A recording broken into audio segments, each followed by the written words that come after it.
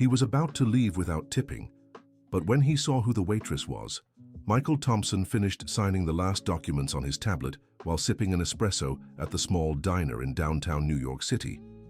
As he always did, he completely ignored the tip jar by the register and prepared to leave without paying a cent more than the exact bill. The young waitress approached with a polite smile, holding the card reader. When Michael looked up at her, the world seemed to stop. Those brown eyes, now mature and determined, belonged to the girl he had publicly humiliated on the school playground 20 years ago. "Thank you for your patronage, sir. I hope you enjoyed your coffee," she said softly, maintaining professionalism despite their mutual recognition. Michael felt his blood run cold.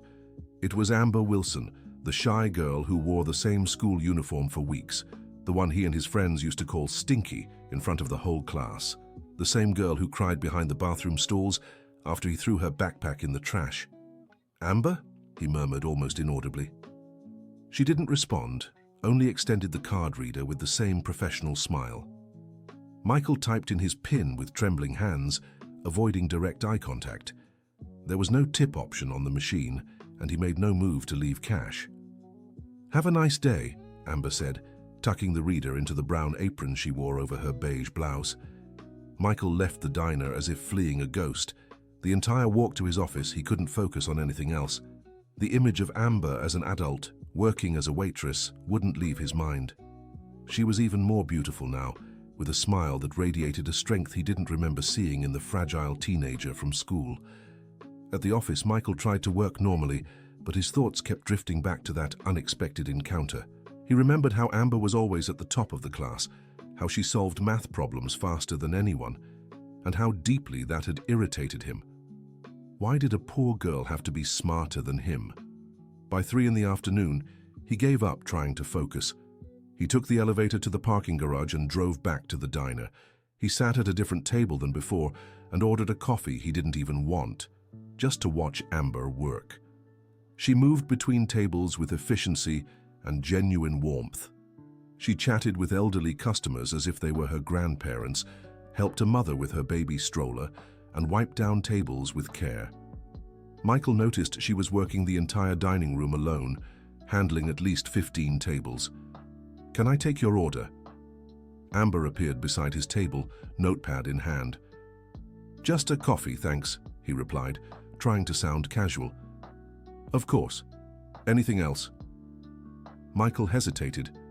He wanted to talk about the past, to apologize, to explain he'd changed, but the words wouldn't come. "No, thank you." Amber returned with the coffee and a small slice of carrot cake. "The cake is on the house for returning customers," she explained. "You recognized me this morning," Michael finally mustered the courage to say. Amber paused for a second, then nodded slightly. "I did." "Amber, excuse me, I need to attend to table 7, she interrupted politely before walking away. Dear listener, if you're enjoying the story, take a moment to like and especially subscribe to the channel. It helps us newcomers a lot. Now back to the story. Michael stayed at the diner for 2 hours, pretending to work on his laptop while watching Amber. When she brought the check, he left a $50 bill on the table and hurried out before she could refuse. The next day he returned, and the day after that too. On the 4th visit, Amber finally sat at his table during a break. "Why do you come here every day?" she asked directly. "The coffee is good," he lied. "Michael, we both know it's not about the coffee." Hearing his name on her lips after so many years stirred a strange feeling. It was the first time Amber had said his name since their school days. "I wanted to talk to you." "About what?" "About what happened back in school." Amber sighed and looked at her hands. "That was a long time ago. I was an idiot, a spoiled, cruel boy. I'm sorry for what I did to you." "It's fine, it's in the past." "No, it's not fine. I hurt you. And I want to find a way to..." "To what? Make yourself feel better," Amber interrupted, and for the first time, there was a hint of irritation in her voice. Michael was speechless. Was that really what he wanted? Or did he actually care about her? "I don't need your guilt or your apologies, Michael. It did hurt me, yes, but it also made me stronger. I am who I am today, because of everything I've been through. And who are you today? Amber smiled, but it wasn't a happy smile. Someone who works 2 shifts to pay for her sick mother's treatment. Someone who doesn't have time to dwell on the past. The revelation hit Michael like a punch to the gut. Amber worked 2 shifts. Her mother was sick. Your mother? What does she have? Cancer. She's been in treatment for 6 months. Amber, I need to get back to work, she said quickly, standing up. That night, Michael couldn't sleep. He looked Amber up on social media, but she barely had any online presence. He only found an old profile with a few photos of her mother, Mrs. Margaret, a woman he vaguely remembered seeing a few times picking Amber up from school. On Friday, Michael arrived at the restaurant early and found Amber talking to another employee in the back. Unintentionally, he overheard part of the conversation. I don't know what else to do, Jennifer. I missed 3 days this week taking her to appointments. Dr. Coleman already said if I miss any more, he'll have to let me go. Have you tried talking to him? I did, but he said business is business. He needs someone who's here every day. Michael quickly stepped away, pretending he hadn't heard anything. During coffee, he couldn't stop thinking about Amber's situation. When she brought the bill, he left $200 on the table. I can't accept this, Amber said immediately. It's a tip. $200 isn't a tip, it's charity. Amber, you need help, and I don't need your help, she said firmly, handing the money back. Or your pity. Michael left frustrated. He wanted to help, but Amber wouldn't let him. Over the weekend, he couldn't stop thinking of a way to help without hurting her pride. On Monday, he arrived with a plan. He spoke to Dr. Coleman, the restaurant owner, a man in his 60s who had run the business for decades. Dr. Coleman, I need to talk to you about Amber. Hard-working girl, isn't she? Shame she's been missing so much lately. That's what I wanted to discuss. Her mother is sick and... Look, son, I understand her situation, but I have a business to run. I can't keep an employee who's absent every week. What if I paid for an extra employee to cover her absences? Dr. Coleman raised an eyebrow. You'd pay for an extra employee? Why? Let's just say, I have an interest in keeping this restaurant running smoothly. You want to buy the restaurant?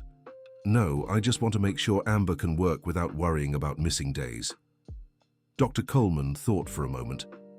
It's an interesting offer, but Amber can't know the money is from you. She's too proud to accept charity. Exactly. It would be like if you had decided to hire someone on your own. The next day, Amber arrived at work surprised to find a new employee, Ashley, a friendly young woman whom Dr. Coleman had decided to hire to give the staff more flexibility. Dr. Coleman, you didn't tell me you were hiring someone, said Amber. Oh, Amber, it was a last-minute decision. I noticed you were all overwhelmed. Now you can have more peace of mind when you need to take time off for your mother. Amber was moved by her boss's unexpected consideration. During the week, she was able to take Mrs. Margaret to her appointments without fear of losing her job. Michael kept coming to the restaurant every day, noticing Amber more relaxed. She even smiled more, chatting with customers without the constant rush from before. On Friday, Amber approached his table with a curious expression. Michael, can I ask you something? Of course. Why do you really come here every day? And don't tell me it's because of the coffee. Michael took a deep breath. It was time to be honest. Because meeting you affected me in a way I didn't expect. Because I was a terrible kid who hurt you. And now I see you've become an amazing person despite everything. And because my life has no meaning. Amber sat at his table. What do you mean, no meaning? I have money, a nice apartment, an imported car. I travel wherever I want. But I wake up every morning not knowing why I'm waking up. I don't have real friends. I don't have a family. I don't have anything that truly matters. And you think I can fix that for you? No. But seeing you here, working, taking care of your mother, being kind to people, made me realize how lost I've become. Amber was silent for a moment. You know what the difference is between us, Michael. You've always had choices. I had to learn to find meaning in the circumstances I was given. You're right. I've always had choices. And I've always chosen to be selfish. But now you can choose differently. How? Stop coming here every day feeling sorry for yourself. If you want to change, then really change. Help other people. Use all that money to do something that matters. Amber's words echoed in Michael's mind all weekend. On Monday, he didn't show up at the restaurant, nor on Tuesday. Amber caught herself looking for him, not understanding why she missed those conversations. Dear listener, if you're enjoying the story, take a moment to like and especially subscribe to the channel. It helps us a lot as we're just starting out. Now, continuing. On Wednesday, Amber received a call from the hospital where her mother was being treated. Mrs. Amber Wilson, this is the finance department at Mercy Hospital. We're calling to inform you that all expenses for Mrs. Margaret Wilson's treatment have been paid in full. What do you mean, paid? There must be a mistake. There's no mistake. An anonymous benefactor covered all outstanding bills and even left a deposit for the next 6 months of treatment. Amber hung up with her heart racing. She didn't need to be a detective to figure out who the anonymous benefactor was. She felt a mix of gratitude and anger. How dare Michael do this without asking? That same afternoon, he appeared at the restaurant. Amber marched toward him with fire in her eyes. You paid for my mother's hospital bills. It wasn't a question. Amber, how dare you make a decision like that without consulting me? You wouldn't have accepted if I'd asked. Exactly. Because it's none of your business. Because I didn't ask for your help. Your mother was suffering, and it's my responsibility to take care of her, not yours. The argument was drawing attention from other customers. Dr. Coleman approached. What's going on here? This man, Amber pointed at Michael, paid for my mother's treatment without my permission. Amber, he just wanted to help. I didn't ask for help, she shouted, tears welling up. Do you all think because I'm poor, I have no dignity? That you can decide what's best for my life? Amber rushed to the back of the restaurant. Michael followed her, ignoring the curious glances of the customers. Amber, wait, listen to me. No, you don't understand anything. She turned to him, tears streaming freely. You think you can buy forgiveness? Buy yourself a clean conscience? That's not it. Then what is it? Why did you do this? Michael stopped. Why had he done it? To feel better? To impress Amber? Or did he genuinely care about her and Mrs. Margaret? I don't know, he admitted. Maybe you're right. Maybe I'm trying to buy my forgiveness. The honesty in his voice made Amber stop crying. At least you admit it. But Amber, no matter my reasons, your mother is getting treatment. Isn't that important? Of course it's important. But you don't understand what it's like to depend on someone your whole life, to be seen as some poor thing, as someone who needs charity. You're not a poor thing. You're the strongest person I know. Then why do you treat me like I'm fragile? Michael had no answer. Amber was right. He treated her like someone who needed saving, when in truth she saved herself every day. I'm sorry, he finally said. You're right, I shouldn't have done this without talking to you. Amber leaned against the wall, looking exhausted. You know what's hardest, Michael? It's not the lack of money, it's not working double shifts, it's being seen as a problem to fix, instead of a person with my own choices and my own strength. I don't see you that way. Yes, you do. Ever since you recognize me, you've come here every day trying to save me. But I don't need saving, I need respect. Amber's words hit Michael like a revelation. She was absolutely right. He was repeating the same superiority complex from his youth, just disguised as kindness now. What do you want me to do? He asked sincerely. I want you to stop seeing me as a charity project. If you want to keep coming here, come as a regular customer. If you want to talk to me, talk as an equal. And about the hospital money, I can't take it back. It's already paid. Amber sighed. Then I'll pay you back. Little by little, but I will. Amber, it's not negotiable. Either you let me pay you back, or we never speak again. Michael nodded.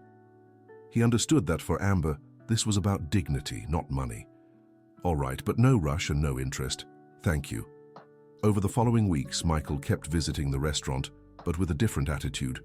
No more excessive tips or grand gestures. He talked to Amber like he would with any friend. about the weather, the restaurant's customers, everyday things. Amber, in turn, seemed more at ease. She talked about her mother's improvement, the new dishes Dr. Coleman was adding to the menu, her plans for the future. "You know what I want to do when my mum gets better?" she said one afternoon during a break. "What?" "Go back to school. I dropped out of college when she got sick, but I want to finish my teaching degree." "Why teaching?" "Because I want to educate. I always have. As a kid, I played school with my dolls, and later, I loved helping classmates who struggled." Michael remembered Amber helping other students with homework, even when she was mocked for it. "You'd be a great teacher." "You think so?" "I'm sure. You have patience, kindness, and you know what it's like to be judged unfairly.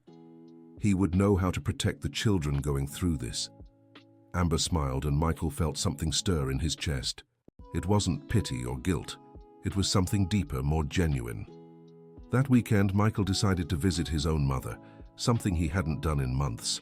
He found her tending to the garden of the house where he had grown up, in the upscale neighborhood of Upper East Side. "What a surprise, son. What brings you here?" "Can't I visit my mom?" "Of course you can, but you usually only show up when you want something." The remark stung because it was true. "Mom, can I ask you something?" "Sure." "What was I like as a kid?" "In school with the other boys." His mother stopped watering the plants and looked at him curiously. "Why are you asking this now?" "Just answer, please." "You were difficult, very spoiled. Your father and I gave you everything you wanted, so you thought you deserved it all. Sometimes I worried about how you treated other kids." "Worried how?" "You could be cruel sometimes, especially to the poorer kids. I remember some mothers complaining at Hope Academy about things you did." "And did you do anything about it?" His mother sighed. "No. Your father said boys would be boys, that you'd grow out of it. I thought we should talk to you, but I let it slide." "You raised me to be a jerk." "Michael, what kind of language is that?" "It's the truth, Mom. You taught me I was better than others, that I could do whatever I wanted because we had money, and that destroyed people." "What are you talking about?" Michael told her about Amber, about the years of bullying, about how he had reconnected with her. His mother listened in silence. "Son, if you hurt that girl, you need to find a way to make it right. I'm trying, but she doesn't want my help. Maybe because you're still trying to fix things your way, not hers." "What do you mean? Do you want to help because you feel guilty, or because you genuinely care about her?" The question echoed in Michael's mind the whole way home. On Monday, he arrived at the restaurant and found a tense atmosphere. Amber was talking nervously with Dr. Coleman in the back. Michael sat at his usual table and waited. When Amber finally came to serve him, she looked visibly worried. "Is something wrong?" Michael asked. "Dr. Coleman is thinking about selling the restaurant." "Selling? Why?" "His daughter, who lives in the States, wants him to move there. She's pregnant and wants him to meet his grandchild. And there's a restaurant chain interested in buying this place. What happens to the staff?" "The chain will only keep a few. Most will be let go." Michael felt a tightness in his chest. Amber would lose her job just as things were stabilizing. When will he decide? By the end of the month. That night, Michael couldn't sleep thinking about the situation. The next day, he sought out Dr. Coleman. "Doctor, I spoke with Amber about selling the restaurant." "Ah, yes. It's a tough decision, but my daughter insists it's the best option. Can I make a proposal?" "What kind of proposal?" "I'll buy the restaurant. I'll keep all the staff and you can stay on as manager if you want. Or you can travel to the States whenever you like." Dr. Coleman looked at him skeptically. "Why would you do that?" "Because this place is special. Because you're all like family here. And because you're interested in Amber." Michael didn't deny it. "Partly, yes. But mostly because it's the right thing to do." "And does she know about your intentions?" "No. And I'd prefer it stays that way until we decide." "Why?" "Because she needs to feel in control of her own life. If she finds out I bought the restaurant, she'll think I manipulated the situation." Dr. Coleman grew thoughtful. "It's an interesting proposal. But I can't hide this from her indefinitely." "I'm not asking you to hide it. Just not to mention it until we close the deal." "I need to think." Over the following days, the tension in the restaurant was palpable. Amber and the other employees whispered among themselves about the uncertain future. Michael continued visiting the place, but never brought up his conversation with Dr. Coleman. On Thursday, Amber sat at his table during her break, looking downcast. "I think this is one of the last times we'll talk here," she said. "Why?" "Dr. Coleman is announcing the sale tomorrow. One of the girls told me the restaurant chain already came to measure the space." "And what will you do?" "Look for another job. It'll be hard to find something that pays the same and gives me the flexibility I need for my mother, but..." "Amber." "What? If you could choose any future for yourself, what would it be?" She smiled sadly. "I'd go back to school, finish my degree, open a little school for underprivileged kids." Silly, right? Why silly? Because that takes money I don't have, because I need to work, because dreams don't pay bills. What if you didn't have to worry about money for a while? Michael, if you're thinking of offering me money again, that's not it. It's just hypothetical. If money weren't an issue, what would you do? Amber thought for a moment. I'd take care of my mother until she's fully recovered. Then I'd go back to college, and once I graduated, I'd open a small school in my neighborhood, for kids like I was. What kind of school?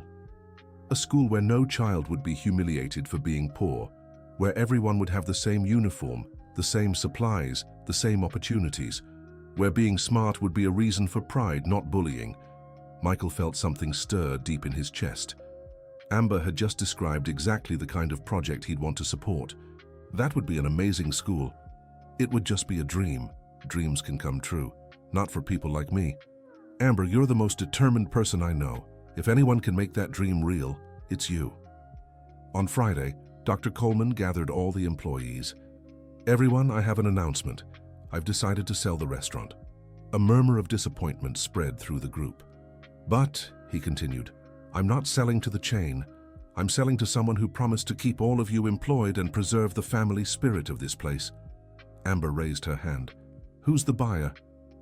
Dr. Coleman hesitated for a moment. It's Michael Thompson. The silence was deafening. All eyes turned to Amber, who had gone pale. Michael, the customer who comes here every day? Yes. Amber stood up slowly. Excuse me, she said, and walked out of the restaurant. Michael followed her. Amber, wait. No! She turned to him, eyes blazing with anger. This is pure manipulation. It's not manipulation. Isn't it? You bought my workplace, now you'll be my boss. How is that not manipulation? I bought it to save your jobs. You bought it to control me, to keep me around the way you want. Amber, that's not true. Isn't it? Then answer me one thing. Would you have bought this restaurant if I didn't work here? Michael fell silent. The answer was no, and they both knew it.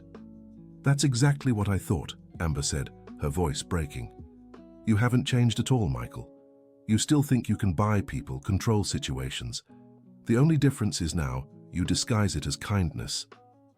Amber, I don't want to work for you. I don't want to owe you anything. I don't want you to be part of my life. What if I sell the restaurant back to Dr. Coleman? It doesn't matter. The damage is already done. You showed me you don't respect me enough to talk to me before making decisions that affect my life. Amber walked into the restaurant, grabbed her belongings, and left without looking back. Dear listener, if you're enjoying the story, take a moment to like and especially subscribe to the channel. It helps us a lot as we're just starting out. Now, continuing. Michael stood frozen on the sidewalk, watching Amber walk away. For the first time in his life, he felt what it was like to lose something truly important. And for the first time, he understood he had lost it because of his own arrogance. In the weeks that followed, Michael tried to manage the restaurant, but nothing was the same without Amber. The other employees treated him politely but coldly. Ashley, the extra staff he had paid to cover Amber's shifts, quit. Why are you leaving? Michael asked. Because I wasn't really hired. It was just your way of helping Amber without her knowing. Now that she's gone, there's no point in me being here. Once again, Michael faced the consequences of his manipulations. Dr. Coleman wasn't happy either. Son, This isn't what we agreed on. Dr. Coleman, I tried to do the right thing. The right thing would have been talking to Amber before buying the restaurant. You repeated the same mistake. You decided for her. Michael started visiting other cafes in the area, hoping to find Amber working somewhere. He didn't. He discreetly asked some of the restaurant staff, but no one knew where she was. 2 weeks later, he got an unexpected call. Hello? Michael? It's Jennifer from the restaurant. I worked with Amber. Hi, Jennifer. How did you get my number? Dr. Coleman gave it to me. I need to talk to you about Amber. What happened? Is she okay? She's not. Her mother got much worse. She had a bad relapse and had to be rushed to the hospital. Amber's desperate because she can't afford private care, and Medicaid has a huge waiting list. Michael felt his world collapse. Where are they? Community General Hospital. But Michael, Amber can't know I told you. She'd kill me. I understand. Thank you for letting me know. Michael hung up and ran to his car. On the way to the hospital, his mind raced. How could he help Amber without making her feel invaded again? He arrived and asked for Mrs. Margaret Wilson at reception. She's in the oncology wing, room 312, but visiting hours are over. Michael explained he was family and got permission to go up. He found Amber asleep in an uncomfortable chair beside her mother's bed. Mrs. Margaret was awake but looked very frail. Mrs. Margaret, Michael whispered. She opened her eyes and focused on him with difficulty. You're... Michael? Yes, ma'am. How are you feeling? I've been better, she said with a weak smile. Amber's told me about you. She has? She said you studied together and that you've been helping her. Michael looked at Amber, asleep with her hair messy, her face lined with worry. Mrs. Margaret, can I talk to you? Of course, dear. They whispered for nearly an hour. Mrs. Margaret told him about her battle with illness, how Amber had dropped out of school to care for her, and her daughter's dream of becoming a teacher. She always wanted to teach, you know, since she was little. She'd play school, teach the other kids on the street. It's her gift. Why didn't she go back to studying when you got better? Because she was afraid to leave me alone again, and because we spent all our savings on treatment. We didn't have money for college. And now? Now I'm dying and she's spending what little she has left trying to save me. You won't recover, Mrs. Margaret sighed. The doctors don't want to say it outright, but I can see it in their eyes. This is probably my last hospital stay. Michael felt a tightness in his chest. Does Amber know? She suspects, but she can't accept it. What do you want me to do? Do you care for my daughter? The question caught him off guard. Yes, very much. Then take care of her when I'm gone, but do it the right way.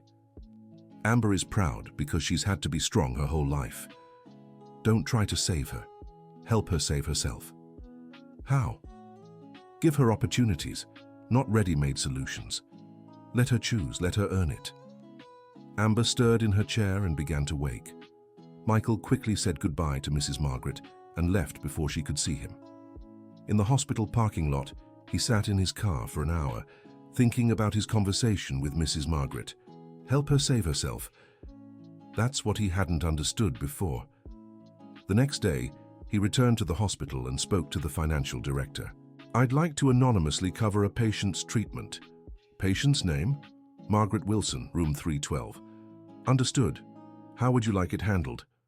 Tell the family there was a system error and that insurance covered the costs. But she doesn't have private insurance. Then say she was approved for a hospital assistance program. The director frowned. Sir, those programs exist, but they're very selective. I can't lie. Then create a real program, an assistance program for low-income cancer patients. That would cost a lot of money. How much? To make it a genuine program that helps multiple families, we'd need at least $500,000. Fine. I'll donate $500,000 to establish this program. Mrs. Margaret will be one of the first beneficiaries. The director looked at him, impressed. Sir, that's incredibly generous. How would you like this to be publicized? No publicity. And I want the program to continue even after Mrs. Margaret, even after she no longer needs it. 3 days later, Amber received the news that her mother had been approved for a hospital assistance program. She was surprised but relieved. Mrs. Margaret's treatment was intensified, but her condition kept deteriorating. Amber practically moved into the hospital. One afternoon, Michael arrived for a visit and found Amber speaking with a social worker in the hallway. "Ms. Wilson, we need to discuss the next steps," the social worker said. "What next steps? Your mother is responding well to palliative care, but palliative? No, she's getting better. Ms. Wilson, we need to be realistic. The treatment now is for comfort and quality of life." Amber broke down sobbing. Michael instinctively stepped forward. "Amber?" She turned and saw him, her eyes red from crying. "Michael, what are you doing here?" "I came to visit your mother." "Why?" "Because I care about both of you." Amber stared at him for a long moment. "She's getting ready to leave," she finally said. "I know." "How do you know?" "I spoke with her." "When?" "A few days ago. She asked me to look after you." Amber sobbed. "I don't want to lose her." For the first time, Michael saw Amber completely vulnerable. Not the strong Amber who faced every hardship, but the Amber who was a daughter, who was afraid, who needed someone. "Do you want me to stay with you?" he asked softly. Amber nodded, unable to speak. They spent the afternoon in Mrs. Margaret's room, who was awake but very weak. During an hour when Amber stepped out for coffee, Mrs. Margaret motioned for Michael to come closer. "Son, promise me one thing." "Anything, Mrs. Margaret." "When I'm gone, Amber will want to give up on everything. Her dreams, her plans, her life. Don't let that happen." "How can I stop it?" "Give her reasons to keep going, but let her choose what those reasons are." "I don't understand." "You'll understand when the time comes." Mrs. Margaret passed away in the early hours of a Tuesday morning, with Amber Wilson holding her hand. Michael Thompson stood in the hallway, respecting the privacy of the moment, but he could hear Amber's desperate sobs. The funeral was simple, held at a cemetery on the east side of New York City. Few people attended. Amber, a few neighbors, her co-workers from the restaurant, and Michael. Throughout the entire ceremony, Amber didn't shed a single tear. She was in shock. After the burial, Michael offered Amber a ride. "No, thank you, I'll take the bus." "Amber, you don't have to go through this alone." "Yes, I do. I always have." "But you don't have to anymore." "Why?" "Because you're here." She stared at him with empty eyes. "You'll leave, Michael, just like everyone always leaves." "I won't leave." "Yes, you will. When you get tired of playing the hero, when you realize you can't fix me, you'll leave." Michael saw Amber closing herself off, building walls to protect herself from the pain. He remembered Mrs. Margaret's words. "Don't let that happen." "Amber, your mother asked me for something." "What?" "She asked me not to let you give up on your dreams." "What dreams?" She laughed bitterly. "Dreams are a luxury for people who have stability. I just have to survive. What if you didn't have to choose between surviving and dreaming?" "What are you talking about?" "Come with me. I want to show you something." Against her instincts, Amber agreed to go with Michael. He took her to a neighborhood on the south side she didn't know, stopping in front of a small, beautiful building. "What is this place?" "A school that's been closed for 2 years. The owners went bankrupt and are selling." "Why are you showing me this?" "Because I want to make you an offer." Amber sighed. "Another one of your attempts to save me?" "No. This time it's different. This time, I want you to save me." "What do you mean?"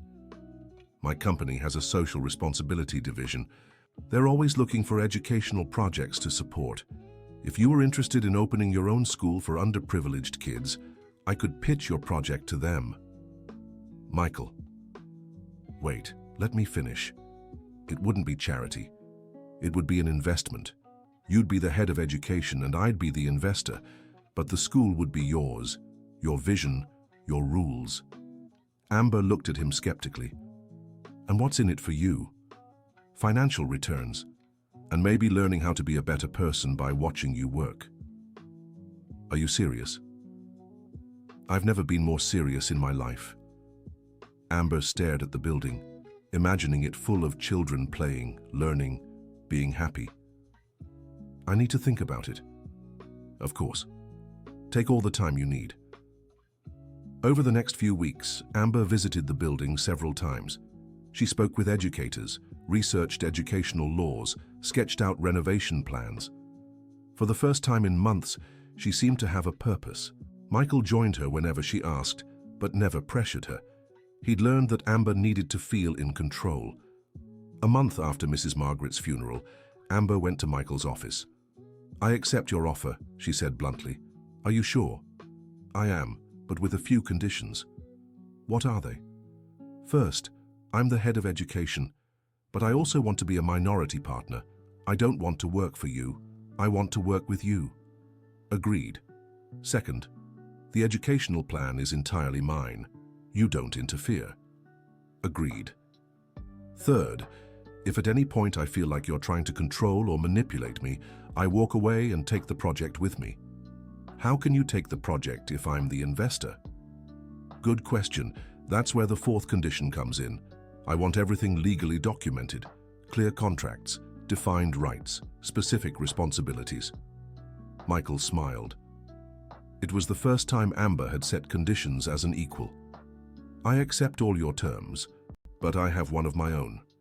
"What is it?" "That you forgive me for what I did at school, and for what I did afterward, when I tried to help you the wrong way." Amber stayed silent for a moment.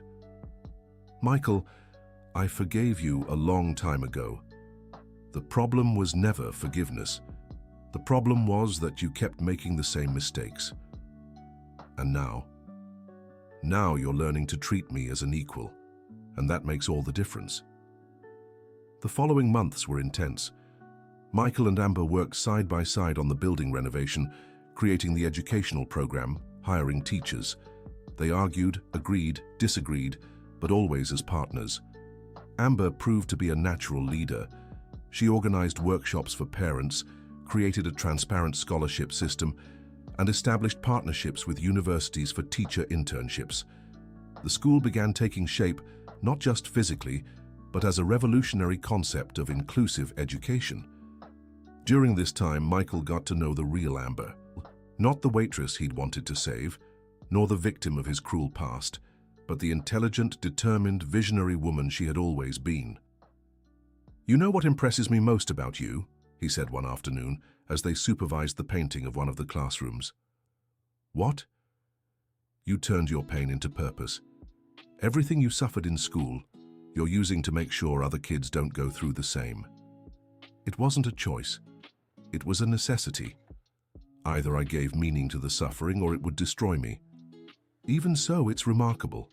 Amber smiled. "You've changed too, you know." "How so?" "You stopped trying to be the hero of the story. Now you're just Michael, and that's so much better." On the day Hope Academy opened, as Amber had named it, over 100 people attended. There were children, parents, teachers, neighbors, even some journalists who had taken interest in the innovative project. During her speech, Amber looked at Michael in the crowd and felt deep gratitude, not because he had saved her, but because he had learned to respect her journey. "This school was born from a dream," she said into the microphone, "but it became a reality because I found people who believed dreams could be built with hard work, dedication, and mutual respect." After the ceremony, Michael and Amber walked through the empty school, admiring what they had created together. "Your mother would be proud," Michael said. "She would. She always said I'd be a teacher. She also said I should take care of you. And you do, the right way now." "Amber, can I ask you something?" "Of course." Do you think there could ever be something more between us, beyond the school partnership?" Amber stopped walking and looked at him. "Michael, are you sure you like me? The person I really am? Or are you still trying to make up for past mistakes?" "I'm absolutely sure. I love your determination, your intelligence, the way you fight for what you believe in. I love how you challenge me, how you make me want to be a better person. And I love how you turned our story of pain into one of growth. And I love how you learned to respect me, how you stopped trying to save me and started walking beside me. I love how you became a better man, not for me, but for yourself. So is that a yes? Amber smiled. It's a let's see. We'll take it slow, with respect, just like we did with the school. I accept. They kissed there, in the middle of the school they had built together, surrounded by the proof of what happens when two people choose to grow instead of destroy each other. 6 months later, Hope Academy had become a model for inclusive education in the city. Amber had been invited to lecture at universities about her teaching method, and Michael had discovered his true calling was investing in social projects. One Saturday afternoon, they were at the school preparing for a harvest festival when Amber made a discovery. "Michael, come see this." She was holding an old letter she'd found in one of the drawers that came with the building. "What is it?" "A letter a student wrote to the former principal. Listen to this. Thank you for creating a school where I can be myself, where no one laughs at me because my clothes are old or because I don't have the nicest supplies. Here I learned that being smart is cool and that being different is normal." Michael and Amber exchanged glances. "I think the school was already fulfilling this purpose long before we got here," Michael said. "Or maybe we're just carrying on something that already existed. Maybe that's what we do. We continue other people's dreams, and others will continue ours." That evening, Amber was organizing papers at home when she found an old photo of herself with her mother. Mrs. Margaret was smiling, hugging her young daughter, who held a paper diploma from a pretend graduation. "My daughter will be a teacher," Mrs. Margaret had written on the back of the photo. Amber smiled, feeling she had kept an unspoken promise made so many years ago. The next day, she arrived at the school and found Michael talking to an elderly woman at the front desk. "Amber, this is Mrs. Harper. She wants to enroll her granddaughter here." "Of course, Mrs. Harper.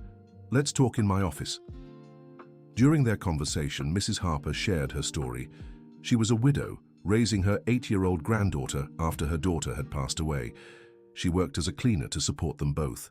"The girl is very smart, teacher. But at her last school, the other kids made fun of her clothes, the lunch I packed. She started not wanting to go to school." Amber felt a pang in her chest. It was her own story repeating itself.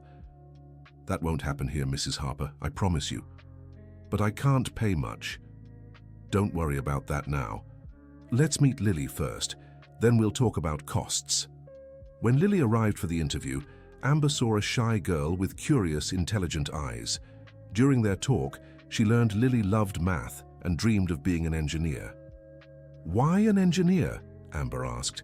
"Because I want to build beautiful houses for people who don't have homes," Lily replied. Amber and Michael exchanged a look. It was like hearing echoes of their own past and glimpses of the future. "Lily, would you like to see our school?" During the tour, Lily was enchanted by the library, the science lab, the colorful playground.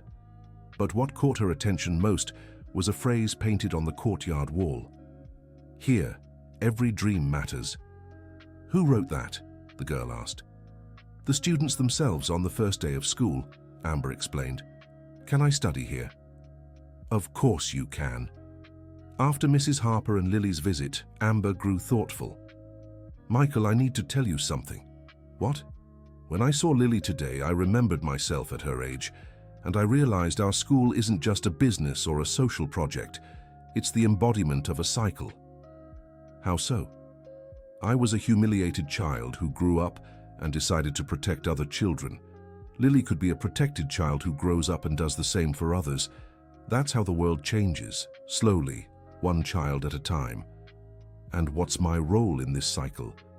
You were the boy who humiliated others and became the man who protects. Maybe your role is to show other men that redemption is possible, that we can choose to be different." That night, Michael decided to do something he'd been planning for weeks. He called some former schoolmates and invited them to visit Hope Academy. "Why do you want us to go to a school?" asked Brandon, one of his old friends. "Because I want to show you what I built with someone you remember from school." "Who?" "Amber Wilson." There was silence on the other end of the line. "Amber, the girl Brandon didn't finish the sentence. That's right. Man, I don't even really remember what we used to do to her. I remember, and so does she, but we turned it into something positive. I'm not sure it's a good idea. It might be awkward. Brandon, how old are you? 42. And you're still afraid to talk to a girl you used to pick on 20 years ago? It's not fear, it's shame. Then that's exactly why you need to come. A week later, 5 former classmates showed up at the school. Amber greeted them politely, but Michael noticed her tension. During the tour, the men were impressed by the project. They saw children from all walks of life playing together, studying together, just being kids. Amber, said Jason, another former classmate, can I talk to you? Of course. I want to apologize for what we did to you in school. It was cruel and unnecessary. Thank you for apologizing. Can I ask, how did you manage to forgive? How did you not become bitter? Amber thought for a moment. Because I learned that holding on to anger is like grasping a hot coal to throw at someone. You're the one who gets burned first. And because I realized you were kids too, influenced by adults who never taught you that cruelty is always wrong. Still, it must have been hard. It was. But the alternative was spending my whole life as a victim. I chose to spend it as the protagonist instead. For the rest of the visit, several of the former classmates offered to help the school in different ways. Brandon, who was a doctor, proposed providing free checkups for the children. Jason, a lawyer, offered legal advice. Another volunteered to teach music. Why do you want to help? Amber asked. Because you showed us it's possible to turn the past into something constructive, Brandon replied. And because we want to be part of that change. That evening, Michael and Amber had dinner at her place for the first time. It was a simple but cozy apartment, filled with books and plants. How did you feel today? Michael asked. Strange. Good. Like a circle had closed. Do you think they've changed? I think they grew up, like all of us. Amber, can I ask you something personal? Of course. Do you still have nightmares about school? Amber smiled sadly. Sometimes. But now, when I wake up, I think of our school. And the nightmares turn into dreams. What kind of dreams? I dream of all the children who'll never go through what I did. I dream of boys who'll learn that cruelty isn't strength. I dream of girls who'll know that being smart is a superpower. And do you dream of us? I dream of us too. I dream that we built something bigger than our own stories, something that'll outlast us. 6 months later, Hope Academy opened its second location. Amber had become a national leader in inclusive education, and Michael had turned his company into one of the country's largest investors in social projects. But more important than their professional success was what they'd built personally. It wasn't just a romantic relationship, it was a partnership rooted in mutual respect, shared growth, and common purpose. During one of her university lectures, Amber was asked how she'd managed to forgive and create something positive with those who had hurt her so deeply. The question you should be asking, and she answered, isn't how I managed to forgive. It's how we both managed to grow. Forgiveness was just the first step. The most important part was choosing every single day to be better people than we were the day before. But isn't that hard? Being with someone who hurt you in the past? It is. But you know what's harder. Being alone with your own bitterness. Michael today isn't the 15-year-old boy who was cruel to me, and I'm not the 15-year-old girl who let herself be humiliated. We're two adults who chose to build something greater than our past mistakes. After the lecture, a young teacher approached Amber. Professor, I was bullied in school too. How do you work in education without reliving the trauma? My dear, I work in education because of the trauma. Every child I protect, every project I develop, every teacher I train, it's a way to heal not just my past, but to prevent other children from having the same past. And does it work? The healing, I mean. Healing isn't a destination, it's a journey. Every day I choose to heal a little more, help a little more, grow a little more. And the most incredible part? It doesn't just heal me, it heals the people around me too. At the end of that year, Michael and Amber received a Social Innovation Award. During his acceptance speech, Michael made a public confession. "This award isn't mine, it's ours. But most of all, it belongs to every child who will grow up knowing that being different is normal, that being smart is something to be proud of, and that everyone deserves respect and opportunities." He paused and looked at Amber in the audience. "But if I may share something personal, this project changed my life in ways I never thought possible. It taught me that redemption isn't something you earn. It's something you build every day. It taught me that true love isn't about saving someone. It's about growing with someone. And it taught me that our past doesn't define us. What we do with our past does." That night, after the ceremony, Michael and Amber walked through the first building of Hope Academy. It was late, but the school was lit up for a student theater performance. "Remember the first time you brought me here?" Amber asked. "I do. You were skeptical, resistant. With good reason. Back then, you still wanted to save me. And now? Now we save each other. We save. Every day." They stopped in front of the room where it had all begun, the place where Michael had first proposed their partnership. "Amber, can I make another proposal?" She smiled. "Depends. Is it a business proposal or a personal one?" "Personal." "Then go ahead." Michael knelt and pulled a small box from his pocket. "Amber Wilson, will you marry me? Not because I want to save you, not because I feel guilty about the past, but because you're the most incredible person I know, and I want to spend the rest of my life building something with you." Amber was silent for a moment, looking at the simple but beautiful ring. "One condition," she finally said. "What?" "I want our wedding to be here at the school, surrounded by the children, the teachers, and the parents who are part of our story." "Why?" "Because this is where we learn to be a real couple, where you stopped trying to impress me and started respecting me, where I stopped protecting myself and started trusting. This school is who we became together." "So, is that a yes?" "It's a yes." The wedding took place 6 months later, a moving ceremony in the school courtyard. The children sang, the parents cried, the teachers were moved. Mrs. Harper, Lily's grandmother, was one of Amber's matrons of honor.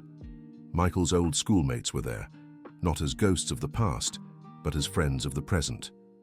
During the ceremony, the officiant read a text that Amber had written. "True love doesn't erase the past. It transforms it."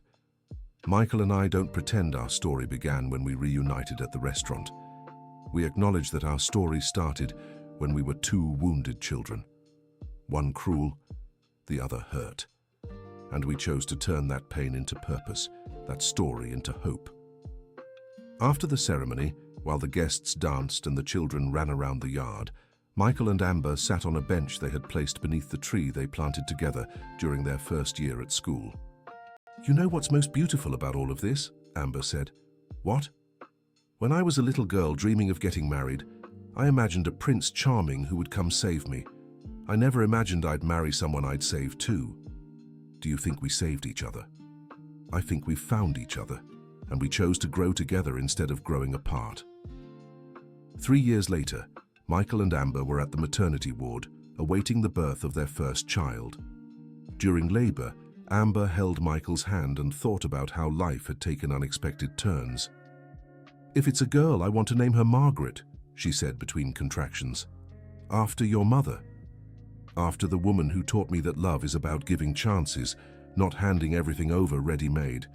And if it's a boy, Ethan, because it means messenger of God, and our son will be the messenger that love can transform any story." The baby was born at 3 in the morning on a Tuesday. A healthy boy with big, curious eyes. "Hello, Ethan," Amber whispered, holding her son for the first time.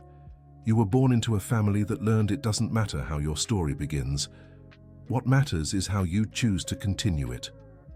Michael looked at his wife and son and felt an emotion he'd never experienced before. It wasn't just love or happiness, it was the feeling of wholeness, of having found his place in the world. "Amber, thank you," he said softly. "For what?" "For teaching me redemption is possible, for showing me we can choose who we want to be, for building with me a story worth telling. Thank you too." "For what?" for stopping trying to save me and choosing to walk with me instead, for becoming the man I can love without fear, for giving me a family. At that moment, in Amber's arms, Ethan opened his eyes for the first time and focused them on Michael. And Michael knew with absolute certainty that all the suffering, all the growth, all the journey had been worth it to reach this moment.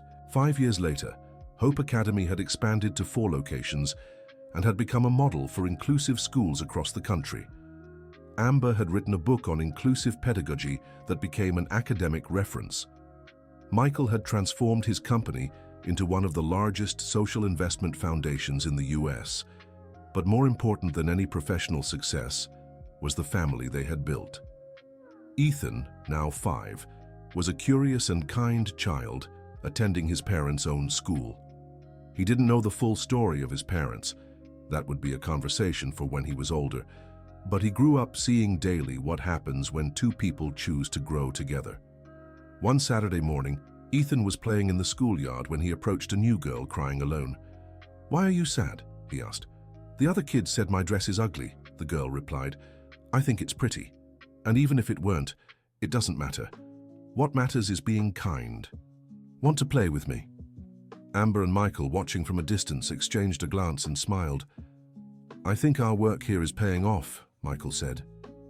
"Our work will never be done," Amber replied, "but it's on the right path." That afternoon, while Ethan slept and they organized the school papers, Amber found an old photo from the opening day of the first unit. "Remember this?" She showed the photo to Michael. "How could I forget? It was the day our real life began." "No. Our real life began that day at the restaurant, when you saw me and I recognized you. That was just the day we decided what to do with this life. And are you happy with what we decided? I'm happy with who we became by making those choices. Every day, choosing to grow, choosing to forgive, choosing to build something bigger than ourselves." "Amber?" "Yes." "If you could go back in time and change something, would you?" Amber thought for a long moment. "I'd change the cruelty, the unnecessary pain, but I wouldn't change the journey. Because it's what brought us here. Even with all the suffering, especially because of the suffering, it taught us compassion. It taught us that everyone deserves a second chance. It taught us that true love isn't about perfection. It's about transformation." As evening fell, sitting in the empty school surrounded by the tangible results of their journey of redemption and love, Michael and Amber realized they had achieved something rare, turning a story of pain into a story of hope, not just for themselves, but for hundreds of children who would never know what it's like to be humiliated for being different, for families who found in the school a place of belonging, for teachers who learned that education is about shaping better human beings, for an entire community that discovered transformation is possible when we choose to build bridges instead of walls. And when Ethan woke from his nap and ran to hug his parents, they knew the best part of their story was still being written, because the true success of their journey wouldn't be measured just by what they had built, but by what their children would build, and their children's children, and all the generations who would grow up knowing love can transform any story, no matter how it began. Michael and Amber's story had become bigger than themselves. It had become living proof that redemption is possible, that true love exists, and that it's always, always worth choosing to grow. The end. Now tell us what you thought of this story of transformation and redemption. Do you believe forgiveness and mutual growth can truly heal relationships marked by the past? Have you ever experienced a similar reunion or reconciliation? Share your thoughts in the comments and let us know your reflections on Michael and Amber's emotional journey. Don't forget to like and subscribe for more heartwarming stories.